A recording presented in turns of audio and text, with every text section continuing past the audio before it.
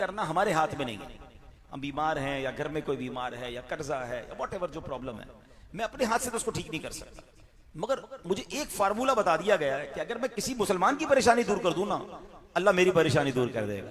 तो मैं अपनी परेशानी रखूं साइड पे और अब आसपास जरा नजर दौड़ाऊं कि मेरे करीब के लोगों में, मेरे जानने वालों में कौन किस परेशानी में, जो मेरी हैसियत है।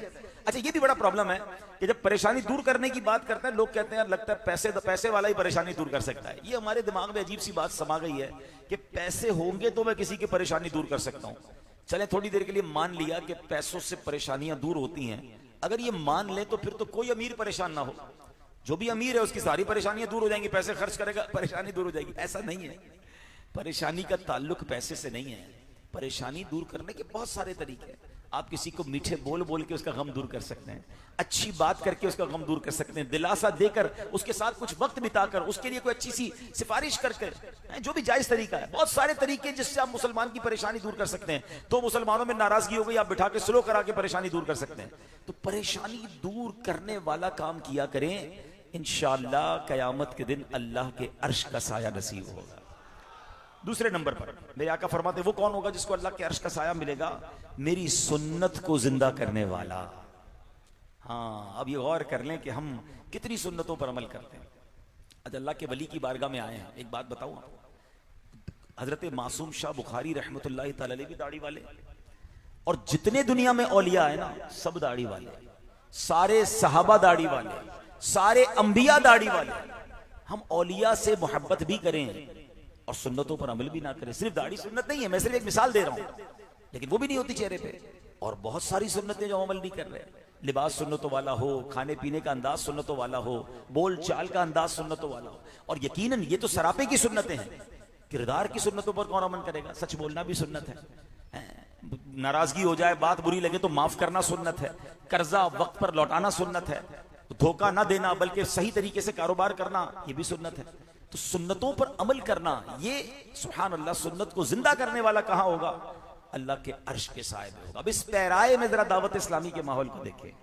कदम कदम पर दावत इस्लामी वाले सुन्नतें सिखा रहे होते हैं, सुन्नत की बात कर रहे होते हैं।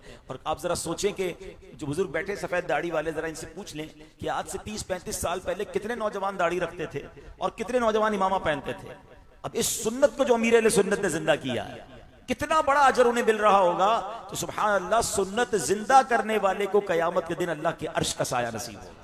तो आज आए ना हजरत मासूम शाह बुखारी रहमतुल्लाह तआला के कदमों में, तो नियत कर ले इंशाअल्लाह अब जिंदगी सुन्नत के मुताबिक गुजारेंगे। तीसरे नंबर पर मेरे आका फरमाते हैं मुझ पर कसरत से दरूद पढ़ने वाला, उसको भी अल्लाह के अर्श का साया नसीब होगा। अब बताएं कि पूरे दिन में कितनी बार दरूद पढ़ते हैं? आदत बनाएं अपनी, फजूल बातों से बचें, मोबाइल फोन के इस्तेमाल से बचें और अपनी जबान को जिक्रो दुरूद से तर रखें। अल्लाह मुझे और आपको कसरत से दुरूद पाक पढ़ने की तौफीक अता फरमाए। मिलकर मोहब्बत के साथ बावाज़ बुलंद दुरूद पाक पढ़ लें। सल्लू अलल हबीब सल्लल्लाहु तआला अला मुहम्मद सल्लल्लाहु अलैहि वसल्लम। आपको वाकया सुनाना है, हजारों साल पुराना, और ऐसा वाकया है जिससे बहुत सारे कॉन्सेप्ट क्लियर होंगे। औलिया किराम की करामात क्या है, उसकी हकीकत कुरान और हदीस की रोशनी में वो भी समझ आएगी।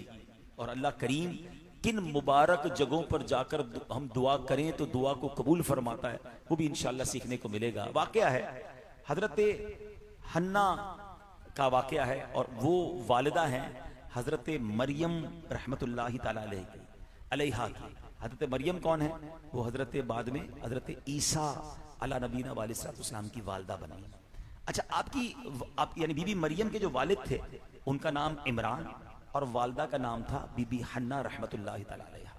बीबी मरियम के वालिद हजरत इमरान, ये अल्लाह पाक के नबी हजरत ज़करिया अलैहिस्सलाम के हम जुल्फ थे। हजरत इमरान की जोजा हजरत ज़करिया अलैहिस्सलाम की जोजा मोहतरमा, ये दोनों बहनें थी। ठीक है, अब हजरत इमरान और हजरत हन्ना की शादी को एक अरसा गुजर गया था, मगर औलाद की नेमत नहीं हो रही थी। वक्त गुजरता गया, अब ये उम्र के इस हिस्से में पहुंच गए कि जहां नॉर्मली औलाद नहीं होती, यानी बुढ़ापे में पहुंच गए, उम्मीद खत्म हो गई। मगर ना उम्मीद ये नहीं हुई, लोगों ने तो कहना शुरू कर दिया कि भाई इतनी उम्र हो गई अब औलाद कहां होगी। मगर आप ना उम्मीद नहीं हुए, और एक दिन हजरत हन्ना जो थी वो दरख्त के साये तले बैठी थी। एक परिंदे पर नजर पड़ी जो अपने बच्चे को दाना खिला रहा था। माँ जो औरत है ना, उसके अंदर कुदरती माँ बनने का एक शौक है। देखा कि ये परिंदा अपने बच्चे को दाना खिला रहा है, मेरा भी कोई बच्चा होता, मैं भी माँ बनती। तो औलाद की ख्वाहिश दिल में पैदा हुई। तो आपने एक नजर मान ली कि अगर अल्लाह करीम ने मुझे बेटा दिया तो मैं उसे बैतुल मुकद्दस के लिए वक्फ कर दूंगी। औलाद हो गई तो वो औलाद बैतुल मुकद्दस की खिदमत के लिए वक्फ कर दूंगी। अच्छा, उस दौर में बैतुल मुकद्दस की जो खिदमत के लिए वक्फ किए जाते थे ना, वो लड़के होते थे, लड़कियों को वक्फ नहीं किया जाता था। बच्चे बालिग होने तक वहां खिदमत करते, बालिग होने के बाद उनकी मर्जी होती कि बैतुल मुकद्दस की खिदमत करते रहते या जैसे लाइफ गुजारनी है बाद में वो जिंदगी गुजारते। शबो रोज गुजरते गए, अल्लाह पाक ने करम किया, आप हामिला हो गई हैं, औलाद की खुशखबरी मिली। और कुछ अरसे के बाद हजरत हन्ना के यहाँ विलादत हुई, मगर वो विलादत बेटे की नहीं हुई, बेटी की विलादत हुई। अच्छा, खुशी का मौका था, लेकिन बेटे की उम्मीद पर नजर मान चुकी थी कि बेटा होगा तो मैं बैतुल मुकद्दस के लिए वक्फ कर दूंगी। हुई बेटी, तो अब आप जो है वो बज़ाहिर तो नामुमकिन हो गया, आपने बेटी का नाम मरियम रखा। और चूंकि आप बैतुल मुकद्दस की वक्फ करने के लिए नियत कर चुकी थी, तो कपड़े में लपेटा बच्ची को और बैतुल मुकद्दस की तरफ चल पड़ी। बैतुल मुकद्दस में उस वक्त 4000 खुद्दाम रहते थे, उनके सरदार 27 या 70 थे, और उन सब के सरदार जो थे उनके अमीर हजरत ज़करिया अला नबीना वालेकुम जो अल्लाह के नबी थे। हजरत हन्ना अपनी बेटी को लेकर वहां पहुंची और उन सब उलमा के सामने कहा कि देखें, ये मेरी बेटी है, मैंने तो इसको अल्लाह की इबादत के लिए बैतुल मुकद्दस की खिदमत के लिए वक्फ कर दिया है। अगरचे लड़कियां इस खिदमत के लिए कबूल नहीं की जाती, लेकिन चूंकि मैं वक्फ कर चुकी हूं, मैं इसे लौटाकर घर भी नहीं लेने जाऊंगा, अब आप इसको कबूल फरमा लें। अब उन उलमाए कराम ने जब ये सुना, अपने लिए इज्जत समझा इसको, लेकिन अभी जिम्मेदारी कौन संभाले कि इस बच्ची को चाइल्डहुड से, बचपन से ही तरबियत भी करे और फिर उसको एक काबिल बनाए कि वो बैतुल मुकद्दस की खिदमत करे। तो ये जिम्मेदारी हजरत ज़करिया अला नबीना वालेकुम ने ली, जो इस बच्ची के खालू भी थे, अल्लाह के नबी भी थे, और बैतुल मुकद्दस के तमाम खिदमतगार उलमा के सरदार भी थे। अब आपने क्या किया कि फर्श मस्जिद से थोड़ा बुलंद करके एक कमरा बनाया और इस बच्ची को वहां रखा। आपके सिवा वहां कोई नहीं जाता था, खाने पीने वगैरह का सामान, जरूरत की चीजें आप वहां उसको पहुंचा देते थे, और वापसी पर दरवाजा बंद करते, ताला लगाकर वापस आते थे, कोई और नहीं जाता उस कमरे में। अच्छा, आप अलैहिस्सलाम जब खाने पीने का सामान लेकर वहां पहुंचते तो देखते कि बच्ची के पास बेमौसम के फल हैं। अब गर्मी में सर्दी के फल हैं, सर्दी में गर्मी के फल हैं, ठीक है ना। अभी जैसे मिसाल के तौर पे हमारे यहाँ कुछ ऐसे फल हैं जो इस वक्त नहीं है, वो नॉर्मली ठंड में आते हैं, तो वो अगर अभी किसी के पास हो तो हम हैरान हो जाते हैं, अभी कहां से आ गया भाई। अब तो चले निजाम है, फ्रिज में रख लेते हैं लोग, फ्रीज कर लेते हैं और उस तरह स्टोर करके बेचते हैं। मगर उस जमाने में थाउजेंड्स ईयर अगो, हजारों साल पहले बेमौसम के फल थे। तो उस छोटी सी बच्ची से आपने पूछा कि ये फल कहां से आए। अच्छा, कमाल देखिए कि जो कॉन्वर्सेशन है, हजरत ज़करिया का सवाल और उस बच्ची का जवाब, ये दोनों गुफ्तगू को रब्बे करीम ने कुरान मजीद में शामिल फरमाया, कुरान में नाजिल फरमाया। अल्फाज सुभान अल्लाह देखें, वो कहती है, वो आप पूछते हैं अन्ना लकी हादा, ये तेरे पास कहां से आया ऐ मरियम, ये कहां से आया।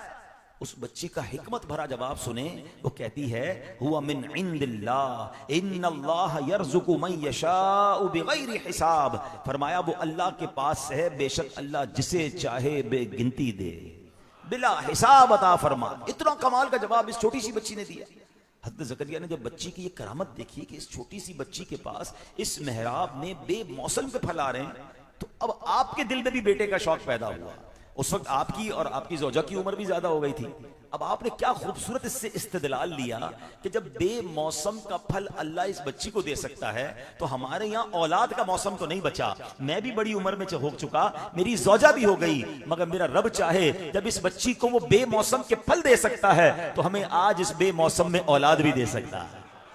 तो अब कमाल क्या किया हजरत ज़करिया अलैहिस्सलाम ने कि आपने सुभान अल्लाह उस बच्ची की जहां इबादत की जगह थी ना, उसी जगह पर जाकर जहां ये गुफ्तगू हुई है, वो बच्ची जहां रहती थी वहां जाकर, कहीं और नहीं, उसी जगह जाकर, अब जरा ये जुमला याद रखिएगा, वहां जाकर बारगाह इलाही में दुआ की, ऐ मौला मुझे इस बुढ़ापे में खास अपनी तरफ से एक पाक और क्या अल्लाह की बारगाह में अर्ज की। यहां पुकारा ज़करिया ने अपने रब को, बोला ऐ रब मेरे, मुझे अपने पास से दे सुथरी औलाद, बेशक तू ही दुआ सुनने वाला है। अब जो इस पूरी आयत में खूबसूरत बात समझने वाली है ना, हुनालिका दआ ज़करिया रब्बा, क्या कहा अल्लाह ने यहां पुकारा, एग्जैक्टली उस जगह जाकर हजरत जकरिया ने अपने रब को पुकारा। अरे आप तो अल्लाह के नबी थे, जहां से पुकारते रब को पुकार सकते थे। एग्जैक्टली हजरत मरियम की उस मेहराब में जाकर, हजरत मरियम के उस मकाम पर जाकर अपने रब को पुकारा। सुभान अल्लाह, यानी अल्लाह के नबी भी ये जानते थे कि अल्लाह वाले जहां हो, जहां उनका वक्त गुजरा हो, वहां जाकर दुआ मांगी जाए, अल्लाह दुआ सुन लेता है, अल्लाह दुआ कबूल फरमाता है। और ऐसा ही हुआ, अल्लाह पाक ने की दुआ को कबूल फरमाया। कुछ अरसे के बाद उनके यहां नेक और साले पर फर्जंद पैदा हुआ। जरा सोचो तो सही, दुआ कबूल कैसे हुई? बेटा भी मिला, उस बेटे का नाम याह्या रखा गया, और हजरत याह्या को भी अल्लाह ने नबूवत से सरफराज फरमा दिया। वालिद भी नबी और आपके बेटे भी नबी। सुभान अल्लाह।